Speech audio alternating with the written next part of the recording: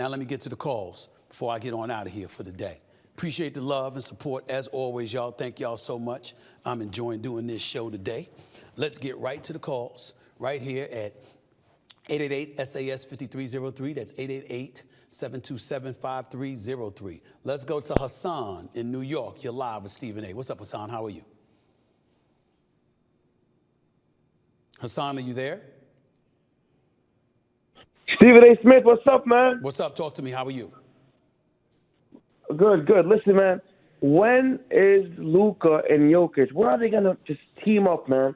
I've never seen Jokic have so much fun playing basketball aside from last night. I think the league is cooked when they meet up and just join a team. What do you think about that? Well, first of all, it would be nice, but it's really, why does Jokic need Luka? He's the reigning, defending NBA champion.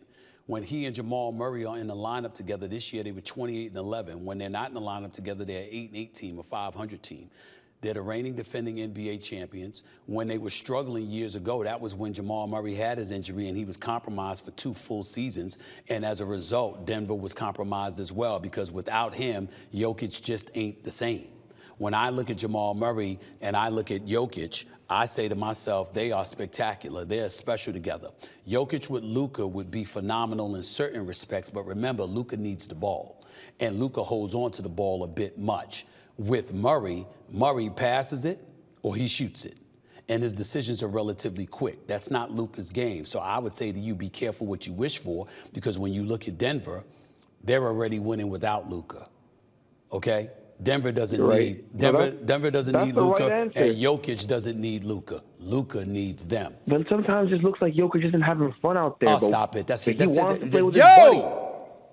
That's ignorant. What do you mean it doesn't look like you're having fun? He's the champion. What do you want him to look like? What is the champion supposed to look like? He's the reigning, defending champion. So who cares how he looks? He's winning. He's winning. Oh. That's all that matters. It's not a beauty contest. It's a basketball contest. Remember that. Got to get out of here. Take care. Jack, you're live with Stephen A. Jack from Tucson, Arizona. What's up, Jack? How are you? I'm pretty good. How are you, Stephen A? I'm good, man. Talk to me. What's up? Do you think that Steph Curry is clearly the best point guard of all time? Because that is my professional opinion, but I know a lot of other people still think it's Magic Johnson. Well, here's the deal. Let me explain to you what the deal is. First of all, it's a legitimate question that you're asking. I'm not going to summarily dismiss it as if it's an ignorant question. It is not. What I would say to you is that they're both so great, him and Magic Johnson, that it has to be contextualized properly. If you're talking quintessential point guard, which is someone who facilitates opportunities for others, then it is clearly Earvin Magic Johnson. 6'9", the fast break, his distribution of the basketball, it's to Worthy on one wing, it's to Byron Scott on another, it's to Cooper trailing, the offense slows up, it's getting the ball to Kareem Abdul-Jabbar, it's finishing at the basket himself, it's the no-look passes, it's all of that. It's clearly Earvin Magic Johnson. If you're talking about the quintessential point guard who is a distributor. However, if you are talking about impact, one could argue it is Steph Curry. Because Steph Curry, the moment he gets past half court, he's a threat because he could pull up from 40 or 50 and make it like he's hit the free throw. He's that lethal of a marksman. He is the greatest shooter we have ever seen. And because that's the reality, you have to look at it from impact. I think about impact and I say you got to have your head on a swivel when dealing with Steph Curry. So wherever he is on the court, because you have to fear what he brings to the table, it frees up opportunities for others, which is an indirect way of contributing and facilitating opportunities for others. Whereas Magic Johnson more directly facilitates opportunities for others because he's literally getting them the ball. So that's how I would look at it. That is the only way to answer that question. There is no other way to definitively answer the question. You have to pick your poison. Do you want somebody that literally feeds you the basketball, or do you want somebody that is such a threat offensively because of his ability to shoot the ball that everybody's head is on a swivel because of him, and you can get freed up because they ain't watching you, they're watching him? Whichever way you want to go, as long as you provide that explanation, I think you're safe. All right. Thank you very much, Stephen A. This is a little bit of a follow-up.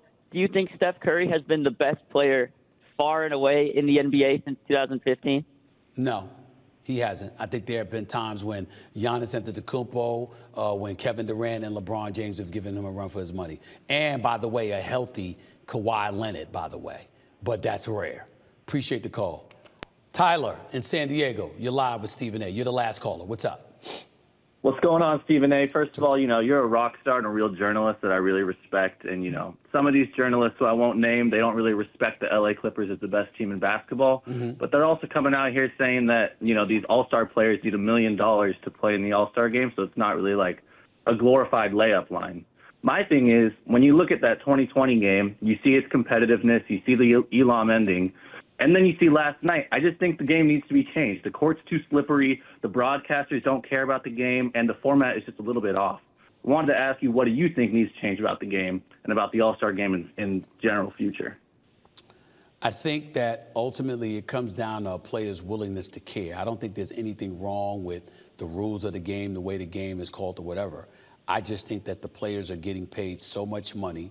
Far too many of them have basically given the league the finger and said, to hell with y'all, we're going to do what we want to do the way we want to do it. Y'all prioritize these back-to-backs. Y'all put us in a position where we got to do this or that or whatever. And you know what? We got a lot going on physically throughout the season. And in the end, we're really, really held accountable for what transpires beyond April. And as a result of that, they don't prioritize what they should prioritize, which is everything. As far as I'm concerned, you're getting off 4 to 6 months out of the year. Most teams are off 6 months out of the year. The elite teams are off at least 4 months out of the year. Okay? If you're healthy, play. If you're not, you don't. I understand that. But if you're going to show up to All-Star Weekend, show up and play. Don't show up and snub your nose at the game and in the faces of fans everywhere by not competing. You don't do that. Just don't show up. Don't play. Rather than show up and just let people run up and down the court and have a glorified flag basketball game. That makes no sense whatsoever. It's an insult to the game, and I think that that's what the players have done, and I think they are accountable for it. The people who paved the way for them to get this money, to get this prestige, et cetera, never did this. So they shouldn't. That's where I stand with it. Did you watch the full game last night, Stephen A? No, I didn't watch the full game last night. I haven't watched a full NBA All-Star game in a decade. Because it's been I don't know what they can do to get you back. No, I don't know what they can either. I told you what they can do with the slam dunk contest. I have a nationwide contest. That's what they should do. In terms of the actual All-Star game itself, just compete with each other. Compete to the level that you compete when you're playing in the summer at Loyola Marymount or UCLA or whatever. Compete on that level. Get in a good workout. You understand? Get in. Don't just show up to put in some cardio. Don't just show up and act like everybody should be grateful that you're there. You wouldn't be what you are if it wasn't for the fans. And this is the crime. You know what the biggest crime about it is? Don't you remember what it was like just 3 years ago when you were playing in the bubble and there were no fans? When you had to play in empty gymnasiums and people were digitized, they're virtually watching you on their home, on their iPads and their laptops and all of this other stuff because of COVID and nobody was allowed to be in attendance? How could you endure that period of time, recognizing how valuable it was for the fans to be in attendance, but still treat this with the level of apathy and indifference that you've been treating it with? It's a travesty. And to do it on the eve of the NBA trying to negotiate a new deal with the networks and what have you, my God, what insensitivity. But that's what they've been doing, and it needs to change. I got to get on out of here, my man. I appreciate the call. Thank you so much, all right? That's it for this week's. That's it. I appreciate the call, man. Thank you so much.